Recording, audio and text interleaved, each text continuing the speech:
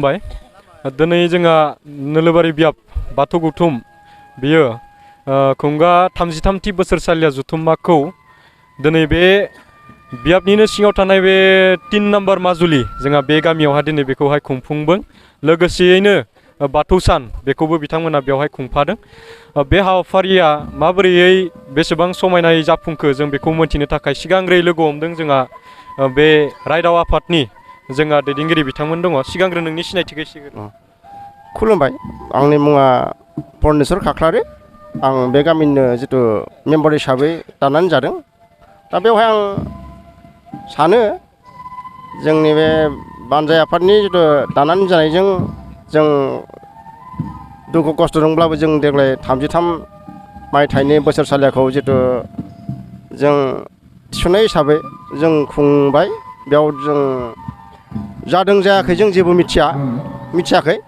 दा बेयाव गासै रायजो राजासो मिथिगौ दा जोंथ' सानदोंमोन खोब मोजाङैनो जादों होनना सानदों जोंथ' जेनेबा गुबुना जादों जायाखै बेखौ जों मिथिया बेखौ जों दा जाहाथे फैगोन बोसोराव जोंनिख्रुइ साबसिन हामसिन खुंगोन बेलेग गामियाव आरो आं बेखौ हास्थायदों आरो साबायखर थाबाय बेखिनियावहाय जोङो गेजेरावहा रायदाव आफादनिफ्राय जों बेखिनि खोथाखौ मोनथिबाय जों बिथिं आवगायदिनि बे जुथुम्मानि खुंनायनि गेजेरजों बियाबा दैदेनगिरि बिथांमोना मा बुङो जोंनि बे बाथौ सिबियारि रायजो राजा आरो बाथौ सिबियारि बर'फोरनि गेजेरावहा बिथांमोना बे जुथुम्मानि गेजेरजों मा मा हाबाफारि लायो आरो मा मा सावरायनाय जायो बेखौ जोंनो मोनथिगोन सिगां दे सिनायथिखौ होग्रोदो खुलुमबाय बाथौ बिबुंसार नायगिरि साफ्रोमनिसिमबो गोथार बाथौ साननि गोजोन हामलायनायखौ जासिहरबाय दिनै जोङो साननैनि हाबाफारिजों नोलोबारि बियाब बाथौ गौथुमा बेयाव बाथौनि हाबाफारिखौ जों खुंनाय जादों मैयानिफ्राय लानानै 24 आरो 25 जानुवारि साननैनि हाबाफारिजों जोङो खुंदों बेयावहाय गासै रायजो राजायानो दिनै मदद खालामदों आरो बे बर' हारिनि बे गुबै बाथौ धोरोम बे बाथौ धोरोमखौ फोसाबनायाव बा बिनि हाबाफारि लानायाव खामानि मावनायाव गोबां बर' रायजो राजायानो जोंनि हालामनि नैबे नोलोबारि हालामनि गासै रायजो राजाया जोंखौ मदद खालामदों आं बिनि थाखाय साबायखर बावदों आरो गोजोननाय मोनदों जोङो नोलोबारि बियाब बाथौ गौथुमनि आं नेहाथारि जानानै जोङो बे साननैनि हाबाफारिखौ जों मोजां मोजां खुंफुंदों आरो बिनि गेजेरजों जोङो जोंनि गेजेराव जाहाथे खौसेथि आरो गुबुंले बे समाजखौ जों फोसाबनो थाखाय आरो सोलोंथाइ बिथिङाव दावगाहोनो थाखाय रांखान्थि बिथिङाव जोङो जौगाहोनो थाखाय राफोद खालामनो थाखाय जों हाबाफारि लानानै बे नैबे कनफारेन्सनि गेजेरजों बा खुंगा 33थि बोसोरसालिया जुथुम्मानि गेजेरजों जोङो सावरायनाय जादों आरो बे खोब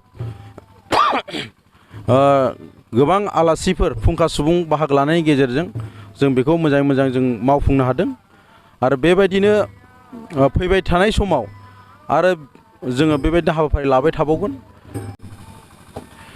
आङो बे समाव नोलोबारि हालामनि जानानै बर' रायजो राजाफोरखौ आङो बेखौनो खावलायनो सानो जे जोङो बाथौ धोरोमखौ सिबिनांगौ आरो बाथौनि मोनफ्रोमबो हाबाफारियाव जों बाहागो लानांगौ आरो मदद खालामनांगौ आरो बेनो बर'नि सिनायथि आरो बर'नि थांना थानाय थैनाय बे बाथौ धोरोमावनो गासिबो हाबना दंजोबो बेयावनो गासै हारिमुवा बेयावनो हाबना दंजोबो बेखायनो जोङो बाथौ धोरोमखौ जोङो बयबो सिबिनांगौ आरो बाथौ धोरोमनि मोनफ्रोमबो हाबाफारियाव जों मदद खालामनांगौ आं बेखौनो खावलायनाय थाबाय गोजोन्थों दिनै बेयावहा जोङो फैनानै नुफैबाय बाथौ सानखौ बिथांमोननि बे हालामावहाय जोबोद गाजा गोमजायै खुंदों माबोरैहाय खुंदों बेखौ जोङो एसे रायजोनिफ्राय मिथिनो थाखाय आवगायबाय सिनायथिखौ होग्रोदो आंनि मुङा प्रबिन स्वर्गियारि आं नोलोबारि बियाब बाथौ गौथुमनि सासे बोसोनगिरि दा जोंनि दिनै जिथु नैथि मंगलबार मागो दाननि नैथि मंगलबार आरो बाथौ सान बे बाथौ सानखौ लोब्बा लाखिनानै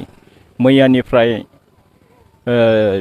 नोलोबारि बियाब बाथौ गौथुमनि बोसोरसालिया जुथुम्माजों लोगोसे खुंजानाय बे दिनैनि जिथु गोथार बाथौ सान बे बाथौ सानाव जोङो गेवलां मेल हिसाबै लादोंमोन आरो बेहाय गोबां जों आलासि मोननो हादों आरो बाथौ साननि सम्पर्के जोङो आलासिफोरनिफ्राय गोबां बिबुंथिबो मोनदों आरो रायजो राजाफ्रा गोबां फैनानै मदद खालामदों, खोनासंफैदों।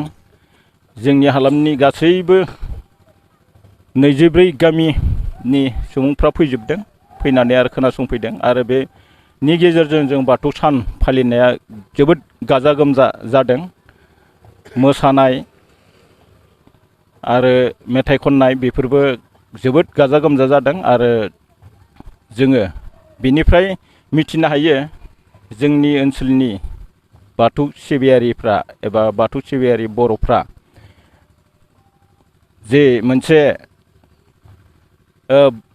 हारिनि थांना थानायाव बे जे मोनसे बिहोमा दङ, बे बाथ्राखौ साननो हादों आरो बुजिनो हादों। बेनि गेजेरजों बाथौ साननि गेजेरजों जों दिनै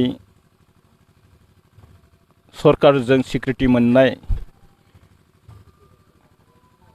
हिसाबै जोङो जोबोद गोजोननाय मोनदों। आरो दिनैनि जि हाबाफारि, बे हाबाफारिया बिराद गाजा गोमजा जोंगा मागा जानाय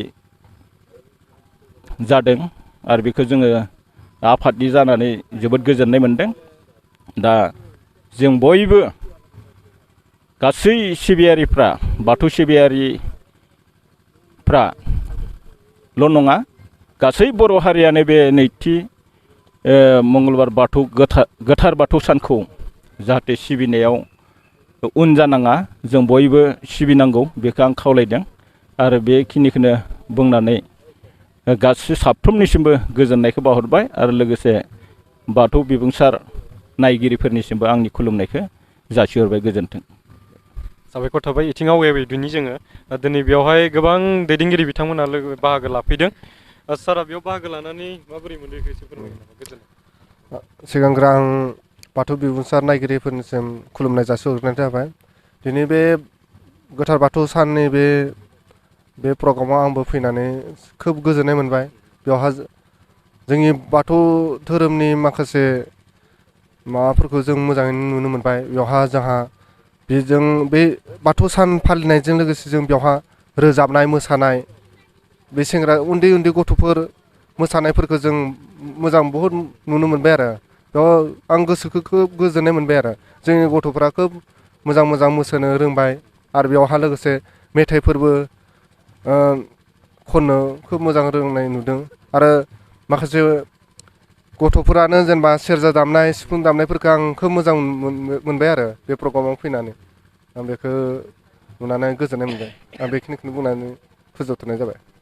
साबायखर थाबाय। बेवहाय जोङो मोनथिनानै मोनबाय, बेयाव बिथांमोना गोबां बायदिसिना धोरोम थांना थानायनि, धोरोम फेहेरनायनि बिथांमोना बायदिसिना हाबाफारि लादों। बेखौ जों बेखिनियावहा मोनथिनानै मोनबाय। आरो